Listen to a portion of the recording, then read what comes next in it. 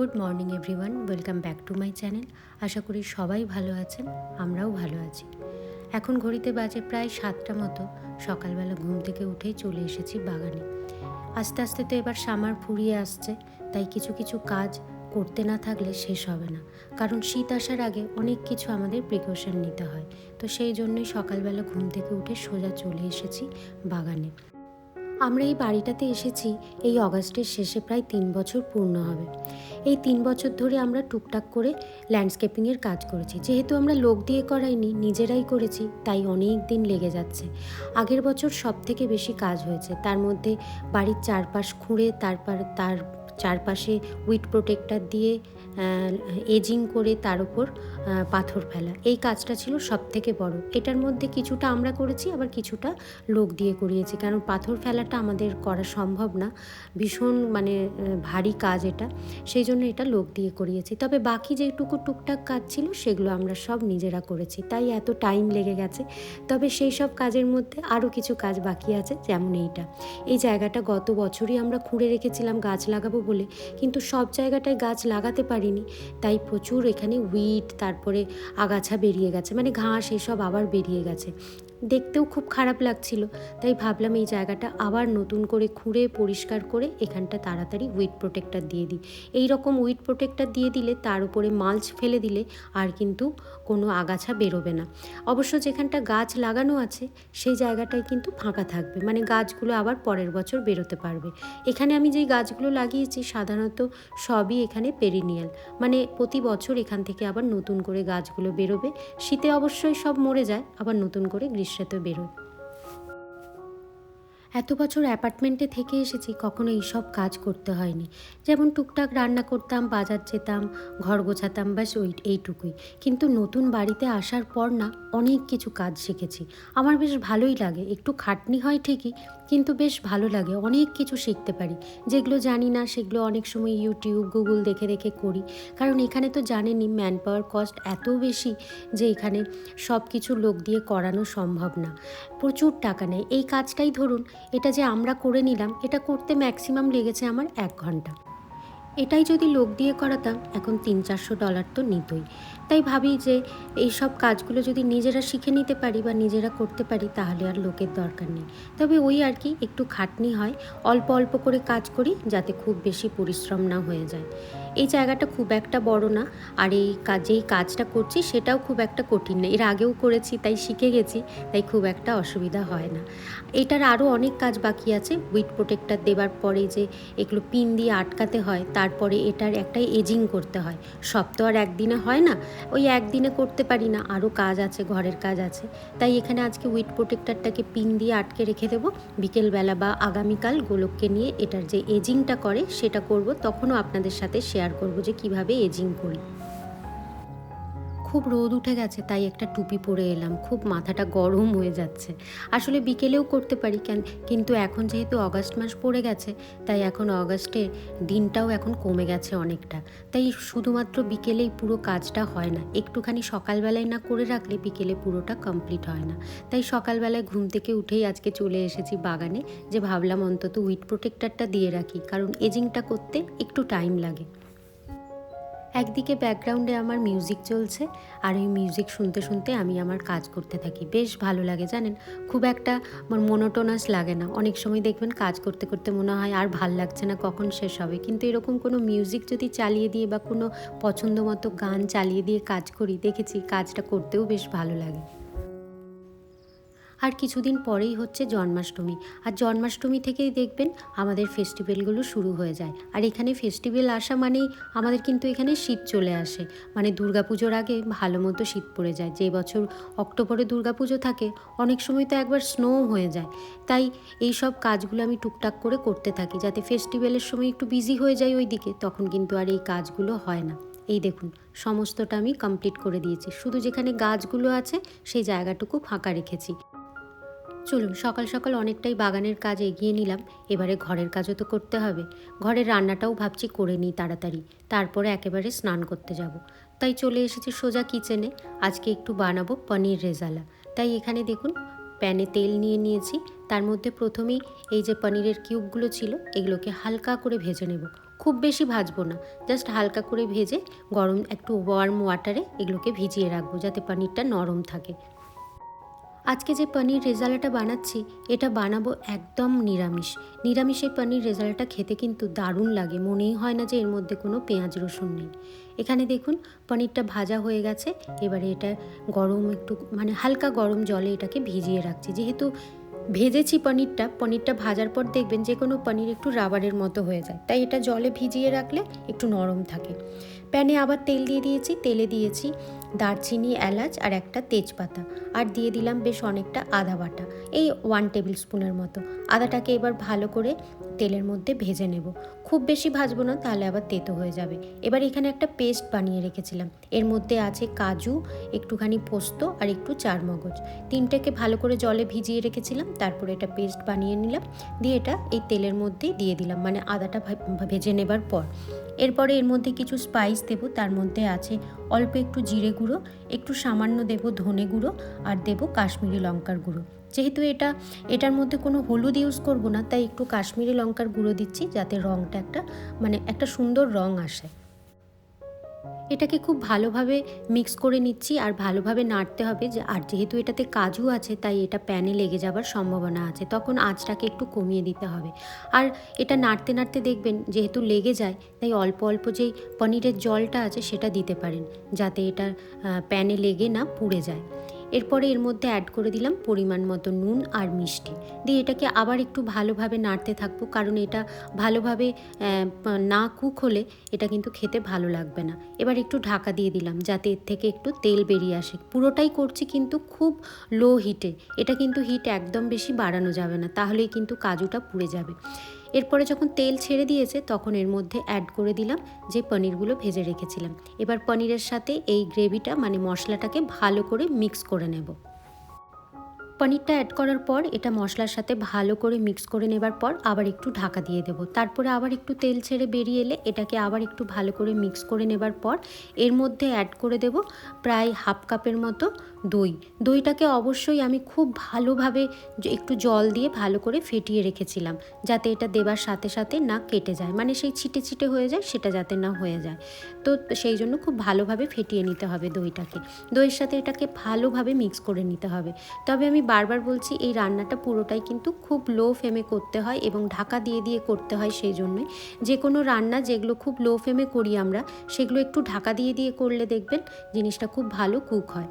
আর এখানে তার মধ্যে অ্যাড করে দিলাম বেশ অনেকটা গরম মশলা আর একটুখানি ব্ল্যাক পেপার মানে গোলমরিচ, দিয়ে এটাকে আবার একটু ভালো করে মিক্স করে নিয়ে নাড়াচাড়া করে আবার একটুখানি ঢাকা দিয়ে দেবো। ঢাকা দিয়ে দিয়ে করলে এটা খুব ভালো হয়, পরে টেস্টটাও খুব ভালো আসে। এখানে দেখুন ঢাকা দেবার পরে কিন্তু আস্তে আস্তে তেল ভেসে ওঠে, আর একদম লো হিটে রাখি যাতে এটা লেগে না যায়। মোটামুটি হয়েই গেছে, একদম হয়ে যাবার পর নামানোর আগে এর মধ্যে অল্প একটু ঘি আর দিয়ে দিচ্ছি কেওড়া ওয়াটার, কারণ এটা যেহেতু রেজালাতে একটু কেওড়া ওয়াটার না দিলে তো ভালোই লাগে না। তবে এই ঘি আর কেওড়া ওয়াটার দেওয়ার পরই কিন্তু এটার গন্ধটা পুরো চেঞ্জ হয়ে গেল, দারুণ একটা গন্ধ আসছে। আবার একটু ঢাকা দিয়ে দিলাম, একটু স্টিমে হতে থাকলে জিনিসটা আরও মানে যে কেওড়া ওয়াটার আর ঘিটা দিলাম তার ফ্লেভারটা খুব ভালো মতো চলে আসে। চলুন, এখন পনির রেজালা হয়ে গেছে, এবার নামিয়ে নিই। দারুণ হয়েছে জানেন, টেস্ট করেছিলাম, খুব ভালো লাগছিল। নিরামিষে যে এত ভালো রান্না হয় সত্যি ভাবা যায় না।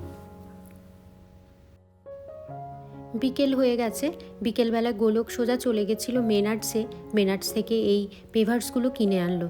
এজিং করব তার জন্য পেভার্সগুলো নিয়ে এসেছে। এখানে গাড়ি থেকে সব নামিয়ে আবার ব্যাকইয়ার্ডে নিয়ে যাচ্ছি।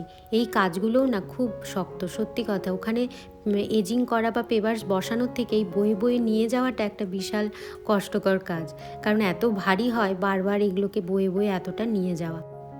এখানে গোলক লাগাতেও শুরু করে দিয়েছে পেভার্সগুলো, তবে এই মাটিটা খুব এবড়ো খেবড়ো থাকে তো, তাই একটু ভালো করে খুঁড়ে সমান করে এগুলোকে বসাতে হচ্ছে। এগুলো অনেকটা সেই পাজেলের মতো হয় তো, তাই মাটিটাকে সমান না করলে এটা ঠিক খাঁজে খাঁজে বসে না। এই এজিংটা করলে দেখতে তো সুন্দর লাগে, সাথে সাথে উইড প্রোটেক্টরটাও খুব ভালোভাবে মানে বসে থাকে, তা না হলে গুটিয়ে যাবার সম্ভাবনা থাকে। এটার আরেকটা হয় এজিং, সেটা আর এইবারে করিনি, কারণ সেটা আগেরবার করে দেখেছিলাম যে ওপরে মাল্চ বা পাথর দিই সেটা বেরিয়ে চলে আসে। কিন্তু পেভার্স যেহেতু অনেকটা উঁচু ইটের মতো, তাই এটা দিয়ে রাখলে না ভেতরে মালচ বা পাথর যাই দেবেন না কেন সেটা কিন্তু বেরিয়ে চলে আসে না। বিশেষ করে অসুবিধা হয় যখন মোয়িং করা হয়। এই পেভার্সটা দেওয়া থাকলে মোয়িং করতেও কিন্তু খুব সুবিধা হয়। আর পাথর বেরিয়ে চলে এলে মোয়িং করার সময় ব্লেডে লেগে সেগুলো ছিটে ছিটে এদিক ওদিক চলে যায়। মাটিটা এত এবড়ো খেবড়ো, তাই গোলককে বারবার পেভার্সটা বসিয়ে বসিয়ে দেখতে হচ্ছে কতটা উঁচু নিচু আছে। এগুলো যেহেতু খাঁজে খাঁজে বসাতে হয়, তাই একটা যদি উঁচু নিচু থাকে আর একটার সাথে সমান হবে না, সমানভাবে বসানো যাবে না। প্রায় হয়েই এসেছে, আর একটুখানি বাকি, তাহলেই ব্যাস হয়ে যাবে। আর আজকে মালচ ফেলা হবে না, আগামীকাল ফেলবো। আজ হলো নেক্সট ডে। সকালবেলা উঠেই চলে এসেছি আজকে আমাদের ওয়ার্কিং ক্লোজেটে। এখানে এসে কিছু জামা কাপড় একবার দুবার করে পরে রাখা ছিল, ভাবলাম সেগুলোকে একটু কাচতে দিয়ে দিই। আসলে এখন না হালকা হালকা একটু ঠান্ডা পড়ে গেছে, বিশেষ করে সন্ধেবেলার দিকে একটুখানি ফুল স্লিভ জামা কাপড় না পরলে বেশ ঠান্ডা লাগে। তাই যেগুলো হাফ স্লিভ জামা কাপড় আছে সেগুলোকে ভাবলাম কেচে রেখে দিই, যদি আবার গরম পড়ে মাঝে তখন পরবো, তা না হলে কাচাই রয়ে যাবে। তাই এখানে যেগুলো ইউজ করা জামা কাপড় আছে সেগুলোকে সব বেছে ভাবলাম কাচতে দিয়ে দিই। আর তো এখন ড্রেস পরারও অত আর সময় নেই, কারণ ফেস্টিভ্যাল টাইম আসছে। এখন হচ্ছে শাড়ি সালোয়ার এসব করেই কাটবে। তাই ভাবলাম ড্রেসের দিন তো গেল, আবার নেক্সট ইয়ারে, তার জন্য সব কেচে একদম পরিষ্কার করে আবার পরের বছরের জন্য রেডি করে রাখা। শীতকালে অনেকেই ড্রেস এসব পরে, কিন্তু আমি বিশ্বাস করুন এত ঠান্ডা লাগে, আমি জিন্স আর লেগিংসের ওপরেই পুরো শীতকাল থাকি। ড্রেস আর পরতে পারি না, প্রচণ্ড ঠান্ডা লাগে। তাই ড্রেস যা আছে সেগুলোকেও ভাবলাম কেচে একদম তুলে রাখি। চলুন জামা কাপড়গুলো সব বেছে নিয়েছি, এবারে কাচতে দিয়ে দিই। আসলে এই জামা কাপড়গুলো ডেলি যে জামা কাপড় তার সাথে কাচতে দিতে পারি না, কারণ এগুলোকে একটু ডেলিকেট সাইকেলে দিই, তাই এগুলোকে আলাদা করে কাচতে হয়। জামা কাপড়গুলো কাচতে দিয়ে চলে এসেছি। আমাদের এই ওপরে একটা র্যাক আছে যেখানে অনেক জিনিস আছে, যেমন মেডিসিন আছে, আরও অনেক কিছু আছে টুকটাক। সেগুলোকে সব একদিন গোলক গুছিয়ে রেখেছিল, কিন্তু মেডিসিনগুলো আর গুছিয়ে রাখিনি। ভাবলাম এগুলোকে গুছিয়ে রাখি, প্রত্যেক বছর একবার করে দেখতে হয় যে মেডিসিনগুলো আছে সেগুলো সব ডেট পেরিয়ে গেছে কিনা। বিশেষ করে গুবলুর অনেক মেডিসিন, গুবলু এখন 12 বছর পেরিয়ে 13তে পড়বে, তাই অনেক মেডিসিন আছে সেগুলো এখন আর ওর চলবে না। যেমন জ্বরের মেডিসিনগুলো সব ছোটোবেলার ছিল, মানে 12 ইয়ার্স অবধি। এখন 12 ইয়ার্স যেহেতু ও পেরিয়ে গেছে, তাই ওর এখন আর এই মেডিসিনগুলো চলবে না, এখন ও বড়দের মেডিসিনগুলোই নিতে পারবে। তাই এইবারের যে সিজন আসছে, এবারে তো জ্বর জ্বালারই সিজন আসছে, তাই ভাবলাম মেডিসিনগুলো দেখে আবার নতুন করে মেডিসিন কিনে না রাখলে আবার হঠাৎ করে জ্বর জ্বালা হলে তখন রাত বিরেতে তখন মুশকিল হবে। তাই ভাবলাম এই কাজটাও করে রাখি। এখানে এই যে দেখুন, এগুলো গুবলুর সব ছোটোবেলার জ্বরের ওষুধ, আগের বছর অবধি এগুলোও খেয়েছে, কিন্তু এই 13 বছর থেকে ওর আর এই ওষুধগুলো চলবে না, এখন ওর বড়দের ওষুধ খেতে হবে। একবার এরকম হয়েছিল, রাত্রেবেলায় গুবলুর ধুম জ্বর, আর সেই জ্বরে ওর পুরো গা পুড়ে যাচ্ছে, অথচ ওর ওষুধ শেষ। তারপরে আবার গোলককে ছুটতে হলো ওষুধ আনতে। কিছু কিছু দোকান সারা রাত খোলা থাকে, কিন্তু ম্যাক্সিমাম দোকানই 11টার পর কিন্তু বন্ধ হয়ে যায়। আবার গোলককে খুঁজে ওষুধ আনতে হলো, তাই এগুলো সময় মতো না রাখলে খুব অসুবিধা হয়। এখানে দেখুন সব গোছানো হয়ে গেছে। ওপরের র্যাকে ওষুধপত্র, তারপরে নেবুলাইজার, এগুলোকেও সব ঠিক করে রাখলাম। এখানে সমস্ত মেশিন, নেবুলাইজার মেশিন আছে, স্টিম মেশিন আছে, তারপরে এখানে প্রেশার মাপার, অক্সিজেন মাপার সব এক জায়গায় রেখেছি, যাতে যখনই দরকার হয় এক জায়গা থেকে মানে খুঁজলেই পেয়ে যাব চট করে। চলুন, অনেক দিনের পেন্ডিং কাজ ছিল, এটাও হয়ে গেল। ঠিক টাইম মতো না করে রাখলে কাজ পরে সত্যি খুব অসুবিধা হয়। ওইদিকে গোছাতে গোছাতে আমার জামা কাপড়ও কাচা হয়ে গেছে। যেহেতু আমি ডেলিকেট সাইকেলে দিয়েছিলাম, তাই খুব তাড়াতাড়ি হয়ে গেছে। আর স্পিন করিনি, যেহেতু এর মধ্যে সোয়েটারও দিয়ে দিয়েছিলাম। স্পিন করলে দেখেছি সোয়েটারগুলো খুব বেড়ে যায়, তাই ভাবলাম আজকে বাইরের ওয়েদার ভালো আছে, হাওয়াতে শুকিয়ে যাবে, তাই বাইরে নিয়ে চলে এসেছি। কারণ স্পিন করিনি তো সোয়েটারগুলো থেকে পুরো জল পড়তে থাকবে, আর ভেতরে তো জানেনই কার্পেট আছে, দিতে পারবো না। তাই ভাবলাম একটু জলটা ঝরে যাক বাইরে, তারপরে ভেতরে গিয়ে মেলবো। এতদিন এখানে আছি, কখনো জামা কাপড় এখানে বাইরে মেলিনি, এই প্রথমবার আমি বাইরে মেলছি। আসলে এর আগে জামা কাপড় কেচে সেগুলোকে বাথটাবের মধ্যেই টাঙিয়ে রেখে দিতাম, ওখানেই জল ঝরে যেত। কিন্তু ভাবলাম ওইভাবে গুটিয়ে রাখলে না জামা কাপড়গুলো খুব রিঙ্কলস পড়ে যায়। তাই ভাবলাম এখন যখন সময় আছে আর প্লাস ওয়েদারও ভালো আছে, বাইরেই মেলে দিই। জলটাও ঝরে যাবে, সাথে সাথে অল্প অল্প শুকিয়েও যাবে, তাই বাইরে নিয়ে চলে এসেছি। কিন্তু প্রচণ্ড হাওয়া দিচ্ছে, জানি না কতক্ষণ ঠিক থাকবে, উড়িয়ে না নিয়ে চলে যায়। আমার কাছে তো আবার ক্লিপ নেই, কারণ বাইরে তো মেলি না, তার জন্য ক্লিপও আনা নেই বাড়িতে। এখানে আরও কিছু জামা কাপড় কেচে নিয়েছিলাম ফেস্টিভ্যালে পরার জন্য, সেগুলোকেও সব রেডি করে রাখছি। চলুন, এগুলোকে তো শুকোতে দিয়ে দিয়েছি, এবারে ভেতরে যাই, কিছু কাজ আছে সেগুলো করতে থাকি। সেগুলো করতে করতে আশা করি ততক্ষণে শুকিয়ে যাবে।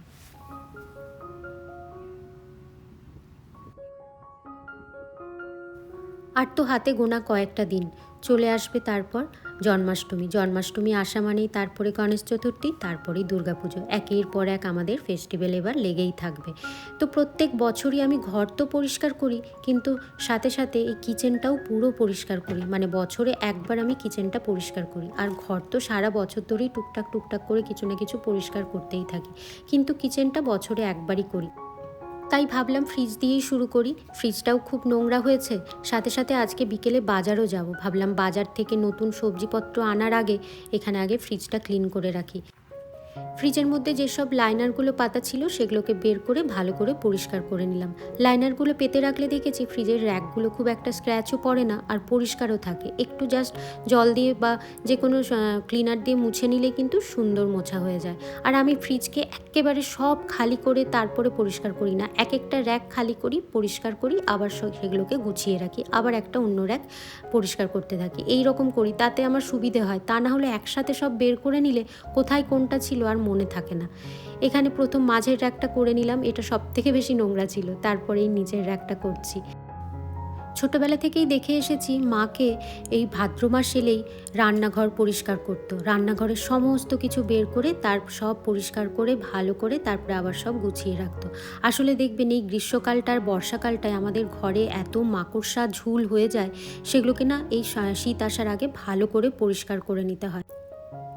শুধুমাত্র ঘর বা কিচেন এগুলোই পরিষ্কার করতো না, আমি দেখতাম এই ভাদ্র মাস এলে মার আলমারির যত জামা কাপড় থাকতো সেগুলোকেও সব উঠোনের মধ্যে রোদে দিত। কারণ পুরো বর্ষাকালটায় আলমারির ভেতরে যে জামা কাপড়গুলো থাকতো সেগুলো এমন সোঁদা সোঁদা গন্ধ হয়ে যেত, আবার অনেক সময় ফাঙ্গাসও হয়ে যেত। তাই এই ভাদ্র মাসের রোদটা এত চড়া হয়, ওই রোদটাই দিয়ে রাখলে মা বলতো জামা কাপড় নাকি খুব ভালো থাকে, অনেক দিন টেকসই থাকে। তাই এই সব করতো। এমনকি রান্নাঘরও দেখতাম পুরো গরম জল, সাবান জল দিয়ে ধুতো। তো আমিও সেটাই করি। সারা বছর ভালো করে পরিষ্কার করি না, এতটা ডিপ ক্লিনিং করি না। বছরে একবার অন্তত একটা ডিপ ক্লিনিং করা দরকার। তাই সারা বছর অল্প অল্প করলেও এই বছরের শেষে, মানে এই পুজো আসার আগেটায় ঘর যেমন পরিষ্কার করি, সাথে সাথে কিচেনটাকেও খুব ভালোভাবে ডিপ ক্লিনিং করি। আজকে তো ফ্রিজটা করলাম, এরপরে আস্তে আস্তে কিচেনের যত র্যাক আছে, মশলার ডাব্বা আছে, সবকে ক্লিন করব। তারপরে আবার যত অ্যাপ্লায়েন্সেস আছে সেগুলোকেও সব ভালো করে পরিষ্কার করতে হবে। চলুন, আপনাদের সাথে কথা বলতে বলতে ফ্রিজটা খুব ভালোভাবে ক্লিন করে নিয়েছি। আর যে ক্লিনারটা দিয়ে আমি ক্লিন করি সেটা তো বলেইছিলাম ল্যাভেন্ডারের, এত সুন্দর একটা গন্ধ হয়ে যায়, তাই আর ভিনিগার দেওয়ার দরকার হয় না। ওপরের র্যাকটা রাখি, এটা একদম নিরামিষ র্যাক। এখন মাঝে মধ্যে এটাতে আমিষ থাকে, কিন্তু এখন আমি পরিষ্কার করে ধুয়ে ভালো করে নিরামিষের জন্য রেখেছি। কারণ এবার তো ফেস্টিভ্যাল হয়ে আসার টাইম হয়ে গেছে, তাই অল্প অল্প করে জিনিস বানিয়ে সব রাখি, মিষ্টি টিষ্টি বা বাজার থেকে পুজোর যা সামগ্রী আনি সব ওই ওপরের র্যাকে রাখি। কারণ ওই জায়গাটা আমি সাধারণত নিরামিষের জন্যই করে রাখি। তো সেই জন্য আবার ভালো করে একটু পরিষ্কার করে নিলাম। অনেক সময় বাড়ির আর সবার তো অত খেয়াল থাকে না কোনটা নিরামিষ কোনটা আমিষের র্যাক, তাই আমাকে এটা খেয়াল রাখতে হয়। পুজোর আগে ভালো করে পরিষ্কার করে দিলাম।